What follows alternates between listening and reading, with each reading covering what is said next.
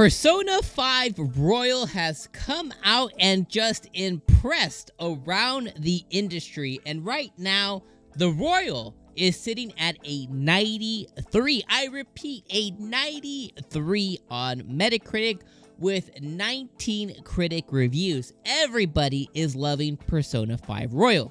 I think you may be no stranger to know that Persona 5 Royal is one of the highest rated games of all time, and it continues that trend on the Nintendo Switch with delivering an amazing experience and an amazing port on the Nintendo Switch, so much so that you wouldn't know that you were even playing a potentially inferior version. What's going on, guys? I am Dom, and I am from the Game Looters, and I am happy to report that Nintendo Switch has an amazing version of Persona 5 Royal. So that leads me into Metacritic, so let's go and check it out. So over here on Metacritic, like I said, it's standing right now at a 93. It has gotten 100s, and it's gotten 100s from notable sites like Gaming Bold.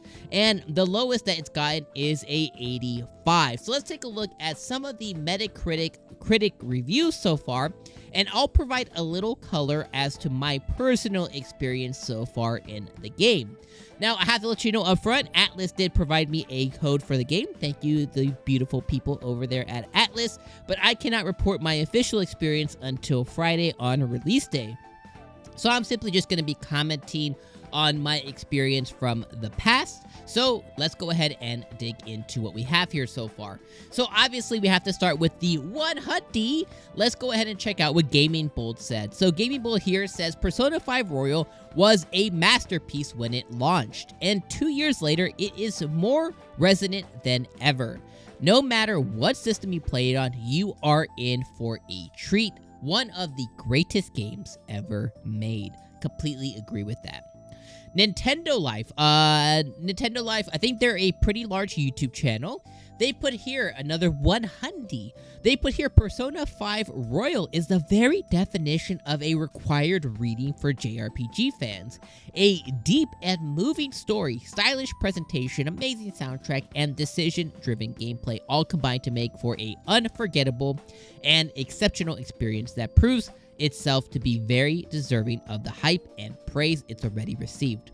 While those who have played this elsewhere may want to consider whether the Switch portability is enough to be a selling point to justify paying full price or double dip, but it is a suite to it perfectly. Persona 5 Royal remains a game that was absolutely recommended you play as soon as you can. This easily stands as one of the very best RPGs of the last decade, and you'd be doing yourself a disservice to miss out. So, I want to comment right there with the double dipping. I think that if Persona 5 Royal is a experience that you haven't had in a long time, so the Royal version released in 2019, so if you haven't played the Royal version since 2019, then I definitely suggest double dipping if you really had an amazing time with it. This could also be a game that maybe you jumped into, but you didn't finish. And if you didn't finish it, I am telling you, this is one of the best games ever made. You need to go and jump in again. Now, this is going to be if you were enjoying your time and something happened, another game, a life experience, something happened to where you just weren't able to complete your experience. 100,000,000%.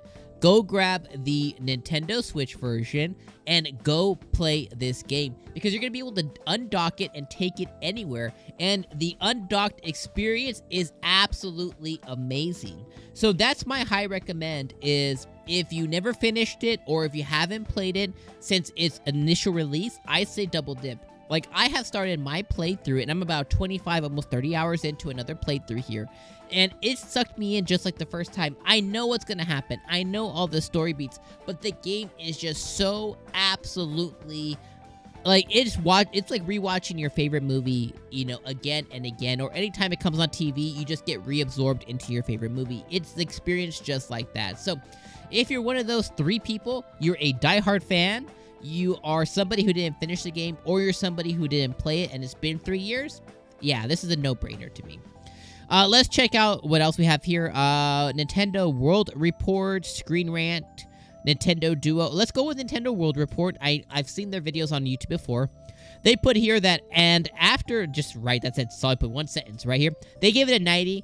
After several months of student life and stylish fighting, Persona 5 Royal holds up perfectly in its portable form. One sentence to save the world. And let's go with the worst rating, quote-unquote worst rating. This one is, they gave it an 85. Let's see if it sounds like an 85. 85 is still like a beautiful game. They put here, the real question here is Persona 5 Royal Switch version worth playing? Is this a good place to pick up Persona 5 for the first time? The answer is a solid yes. If you've never had a chance to play Persona 5 before, this is a great place to start. So, there's nothing really negative in that sentence whatsoever, as there shouldn't be, because the 85 is still a really great experience. Their question here is just, is this the version to play? Now, the one thing I will note here is the other Persona experience available on the Nintendo Switch right now is Persona 5 Strikers. Amazing game, absolutely loved it. I think it was way better than it had any right to be. But the thing about that is Persona 5 Strikers continues from Persona 5 Vanilla, not Persona 5 Royal. So if you've played Persona 5 Strikers and you've never played Persona 5 Vanilla, but maybe you're thinking about jumping into Royal, just know that if you go back and want to continue this Persona train, this Persona experience with Strikers, that you might be a little confused because the way that this game ends and the way that one ends are pretty different. So just kind of know that going in, and there are characters in Royal that aren't existed in Strikers because Strikers was already beginning to be developed after P5, not P5 Royal. So those are just some things to note, depending on your experience, because again, the experiences on Switch are now going to be Royal as well as Strikers, which I think you should play. If that's not a big deal to you, then I think you should also get Strikers as well. I just want to throw that little tidbit out for you guys. So, tell me what you guys think. What do you guys think of all of these amazing reviews on Persona 5 Royal? Are you convinced that you should get this game on the Nintendo Switch or buy it at all? Or are you going to be buying one of the next-gen versions of the game? Whatever you're going to do, you're going to have an amazing time if you decide to jump into Persona 5 Royal, whether it's on Switch, Xbox, or PlayStation 5.